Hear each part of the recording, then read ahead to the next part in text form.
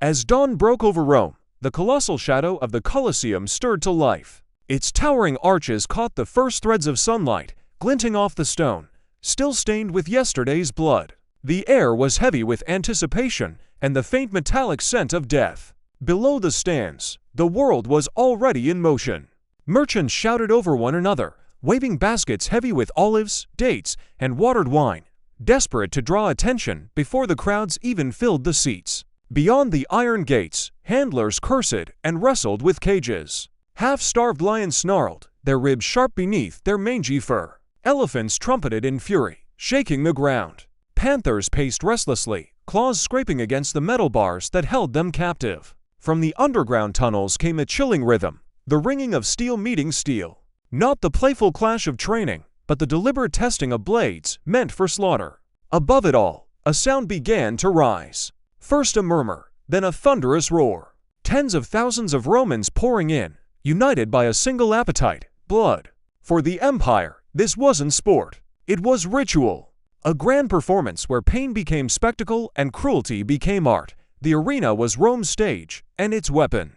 Emperors flooded the sands to stage mock naval battles, starved beasts to the edge of madness, and forced prisoners to reenact myths that always ended in death. This was no accident. It was policy engineered to remind every citizen of the empire's absolute power. Every cheer that shook those marble walls wasn't just excitement. It was obedience. Loyalty screamed into the air until it echoed through history. And today, we are stepping back into that echo, into the blood-soaked heart of Rome's greatest stage. These are the arena's most savage, most horrifying spectacles. The moments that even the Romans whispered had gone too far. From funerals turned into massacres to executions disguised as theater, we'll uncover how an empire built its glory by turning human suffering into applause. So take your seat. The gates are opening.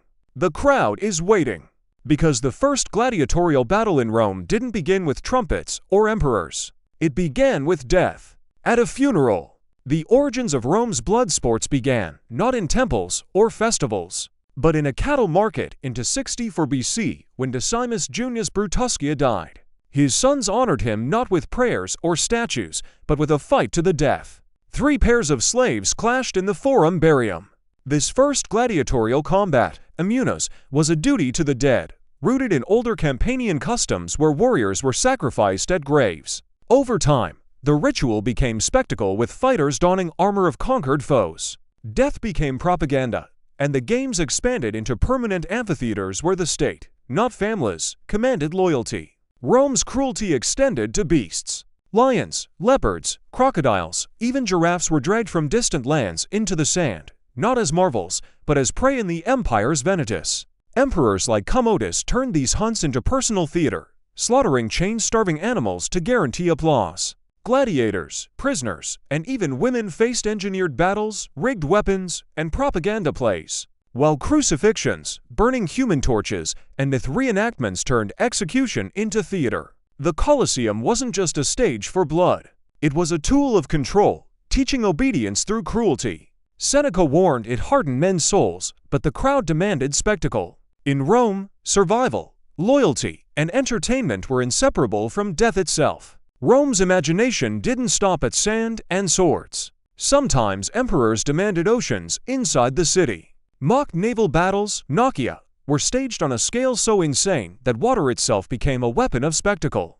Julius Caesar set the precedent in 46 BC, digging an enormous basin near the Tiber and filling it with real ships. Thousands of doomed captives were shoved aboard, told to fight as rival fleets. These men were not actors. They were condemned to die for applause. Arrows rained from above. Catapults hurled death, and steel cut through water and flesh alike, turning the basin into a floating slaughterhouse. Augustus expanded the madness. In 02 BC, he built a basin nearly 2,000 by 200 Roman feet, fed by a dedicated aqueduct, the Aqua Aleatina, just to keep it full. 30 warships clashed there, each packed with prisoners who would never leave alive. The message was unmistakable. Rome could command even seas where none existed. Nature itself bent to imperial will. By 52 AD, Claudius drained Lake Fucine to stage another Nomia. When captives greeted him with the haunting salute, Murator salutant, those who are about to die salute you.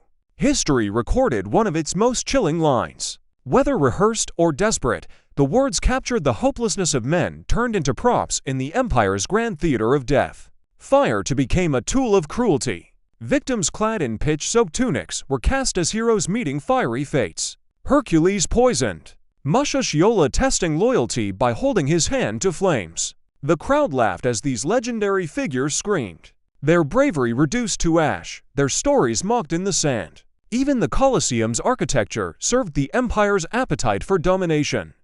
Under Titus and later Domitian, engineers built channels beneath the arena that could flood the sand for naval spectacles and drain it for gladiatorial combat. The next day, cruelty had become an engineering feat. Water, fire, flesh, everything was a prop in Rome's theater of control. The emperors weren't content ruling men alone. They posed as masters of the elements themselves. By the late 1st century, executions were no longer punishments. They were meticulously scripted horrors, twisting cultural myths into tools of humiliation. Take the inaugural games of the Colosseum in AD 80. The poet Martial recorded an actor cast as Orpheus, the musician who tamed beasts with his lyre. In myth, animals would sit enchanted by his lyre. In the arena, a bear was released mid-performance and mauled him to death. Art turned to parody, beauty turned to butchery. Another victim, forced to play Daedalus, was suspended on a crude contraption meant to mimic flight, only to plunge to waiting beasts below. Martial quipped, "The man must have wished for real feathers," hiding the terror of his human chest. Perhaps the most grotesque of all was the myth of Pasiphae, cursed to desire a bull. One show staged her infamous union with a mechanical beast, followed by a killing that blurred execution, humiliation, and obscenity. Legends, heroes, villains, nothing was sacred.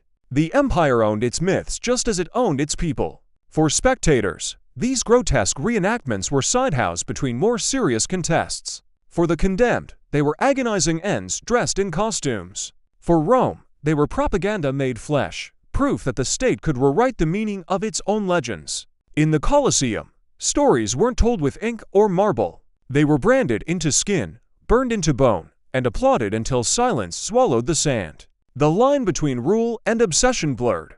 An emperor's whim could decide who lived, who died, and how.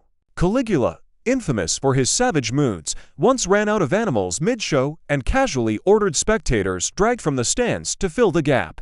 They came to watch bloodshed only to become part of it. Nero, addicted to his own image, treated the arena as a personal stage. Prisoners were dressed as tragic heroes from plays, then executed in ways that mirrored their scripted fates. Nero called it art, Rome whispered madness. Then Camiotus, the ultimate showman emperor cloak.